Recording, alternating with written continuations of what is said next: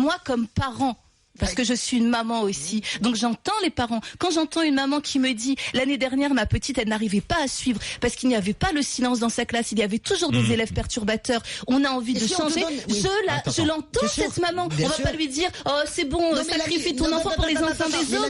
On ne peut pas dire ça aux gens. On peut pas demander aux gens de sacrifier leurs enfants pour les enfants des autres. Est-ce que je peux terminer la Fatima? Oui, mais il faut entendre ces parents-là. C'est toujours les mêmes qui font des sacrifices. Je voudrais qu'on écoute Franck qui est au 32-16 qui est dans les Hauts-de-Seine. Bonjour Franck.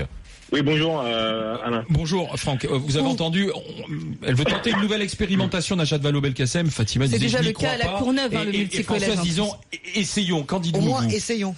Non, mais moi c'est clair que c'est non. Je vous explique, je suis une père d'une fille depuis 3 ans et demi, elle a fait sa première rentrée aujourd'hui, cette année.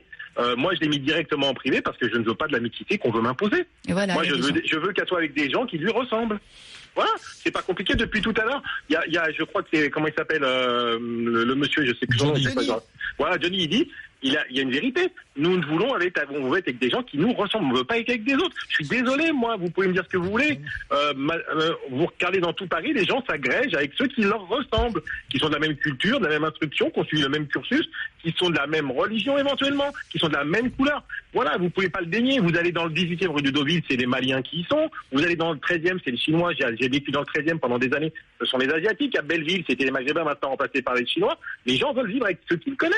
Ils veulent pas se mélanger. Je suis désolé. Alors Franck, donc arrêtons de nous bercer d'un rêve d'une société encore républicaine où tout le monde pourrait se mélanger. Aujourd'hui, on va plutôt vers une société communautaire à l'anglo-saxonne où chacun choisit. Est-ce qu'on a le droit d'essayer d'agir pour empêcher ça? Franck. Parce que vous en avez pas envie. Madame de Gois, je vous dire quelque chose. Je ne pense pas que vous êtes représentatif de l'ensemble de l'opinion française. Donc vous portez. Donc je vous donne. Mais d'accord, mais tu ne représentes malheureusement. Au maximum, tu représentes 30%. Au maximum. Non, mais madame, je vais vous dire quelque chose. Moi, il y a 30 ans, j'ai fait mon service militaire. On était avec des Noirs, des Maghrébins, on avait tous des prénoms différents. On était tous ensemble. On se mélangeait, on se tenait les coudes, on allait au combat ensemble, on faisait l'armée ensemble. Voilà. Aujourd'hui, ce n'est plus possible, madame de Gois. Aujourd'hui, ce n'est plus possible. Parce que les gens ne veulent plus être ensemble parce qu'ils n'ont plus le même but.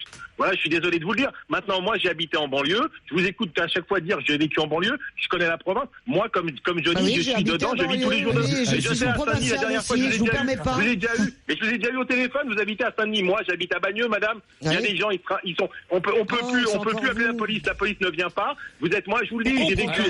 Franck, aujourd'hui, Franck, je comprends votre colère, sauf que. Non, c'est pas d'accord, c'est juste que madame de Gois, elle arrête de penser que. Non, mais c'est toujours le même discours, c'est bizarre quand même qu'on vous ait 2 fois de suite au téléphone en un mois, quoi. Je veux dire, c'est bon, c'est toujours les mêmes histoires. Franck, on va pas s'engueuler. Oui, mais regarde ce que tu lui dis. Tu dis c'est toujours les mêmes histoires, c'est toujours le même discours. Mais tant que sa réalité change pas, il va pas changer de discours. S'il appelle 2 fois, c'est qu'il se sent pas représenté et il a besoin et envie de le dire. À un moment, il faut entendre les gens, même quand on n'est pas d'accord avec eux. Et ce qu'il dit, c'est des.